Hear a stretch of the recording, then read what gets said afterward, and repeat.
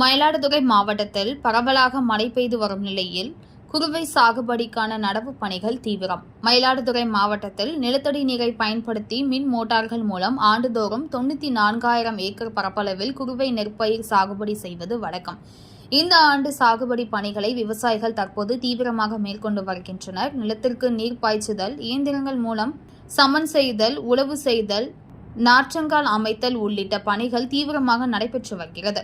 மயிலாடுதுறை மாவட்டத்தில் கடந்த சில தினங்களாக பரவலாக விட்டு மழை பெய்து வருகிறது. இதனால் விவசாய பணிகள் தீவிரமடைந்துள்ளது. இதுவரை 12,000 ஏக்கரில் நடவு பணிகள் நிறைவடைந்துள்ள நிலையில் 1,600 ஏக்கரில் நாற்றங்கால் அமைக்கப்பட்டுள்ளன. விவசாயிகளின் பலகட்ட போராட்டத்திற்கு பிறகு மும்முனை மின்சாரம் வழங்கப்படும் நிலையில் தங்கு தடையின்றி மின்சாரம் வழங்க வேண்டும் என்று விவசாயிகள் கோரிக்கை விடுத்துள்ளனர். இந்நிலையில் குறுவை சாகுபடிக்காக 1,250 மெட்ரிக் டன் யூரியா, பாஸ்பேட் மற்றும் காம்ப்ளெக்ஸ் உரங்கள் ரயில் வேகங்கள் மூலம் மயிலாடுதுறைக்கு கொண்டுவரப்பட்டு உரக்கடைகளுக்கு அனுப்பப்பட்டுள்ளது.